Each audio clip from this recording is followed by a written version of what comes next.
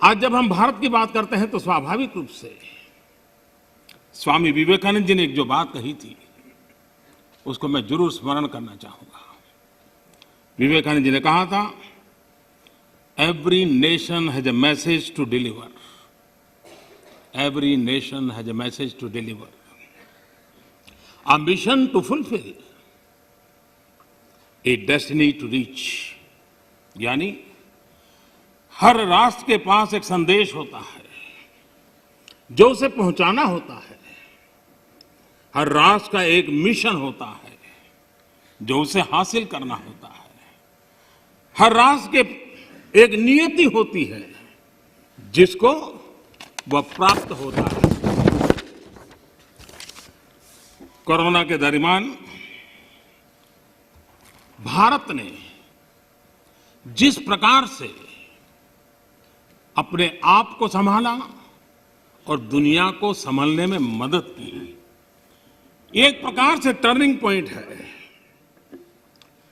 जिस भावनाओं को लेकर के, जिस संस्कार को लेकर के वेद से विवेकानंद तक हम पले बढ़े हैं, वो है सर्वे भवन्तु सुखिनः।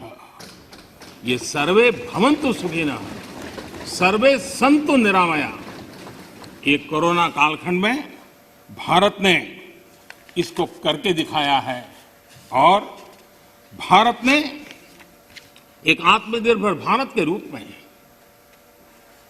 जिस प्रकार से एक के बाद एक ठोस कदम उठाए हैं और जन सामान्य ने उठाए हैं, लेकिन हम उन दिनों को याद करें कि जब दूसरा विश्व युद्ध समाप्त हुआ था, दो विश्व युद्ध ने दुनिया को झकझोर दिया था।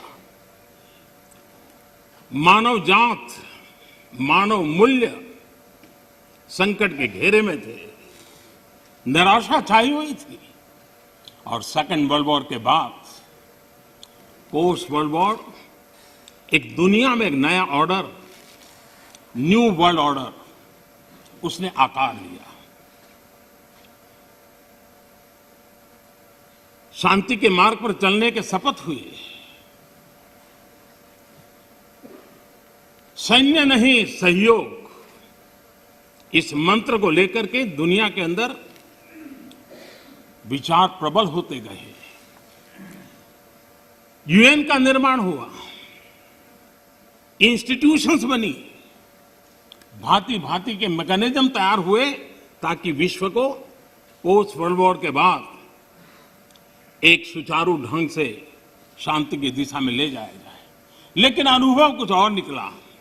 अनुभव ये निकला कि दुनिया में शांति की बात हर कोई करने लगा। पोस्ट वर्ल्ड वॉर शांति की बातों के बीच भी हर कोई जिसकी ताकत थी अपनी सैन्य शक्ति बढ़ाने लगा। वर्ल्ड वॉर के पहले दुनिया के पास जो सैन्य शक्ति थी, यूएन के बाद वो सैन्य शक्ति अनेक गुना बढ़ गई। छोटे मोटे देश भी सैन्य शक्ति की स्पर्धा में आने लग गए। शांति की चर्चा बहुत हुई, लेकिन हकीकत इस बात विश्व को स्वीकार करना होगा कि सैन्य शक्ति की तरफ बड़ी बड़ी ताकतें और पुरजोश चल पड़ी। जितने इनोवेशन हुए, रिसर्च हुए, वो इसी कालखंड में हुए सैन्य शक्ति के लिए। पोस्ट कोरोना भी एक नया वर्ल्ड ऑर्डर नजर आ रहा है।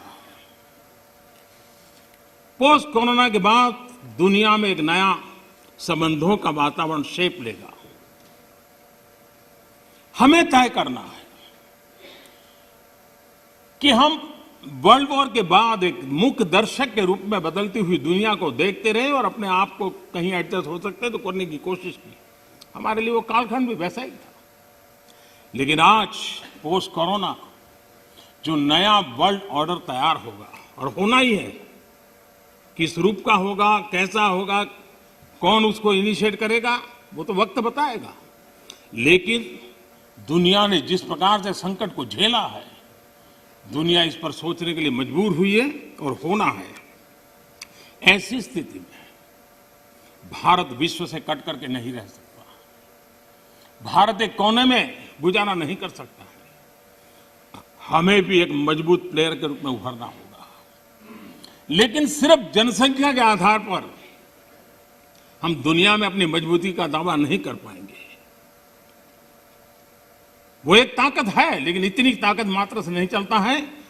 नए वर्ल्ड ऑर्डर में भारत को अपनी जगह बनाने के लिए भारत को सशक्त होना पड़ेगा, समर्थ होना पड़ेगा, और उसका रास्ता है आत्मनिर्भर भारत।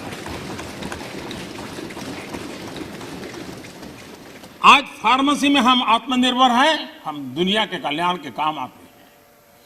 भारत जितना आत्मनिर्भर बनेगा और जिसकी रगों में सर्वे सुखिनः भवन्तु का मंत्र जड़ा हुआ है, वो जितना सामर्थ्यवान होगा, मानव जात के कल्याण के लिए, विश्व के कल्याण के लिए एक बहुत बड़ी भूमिका अदा कर सकेगा।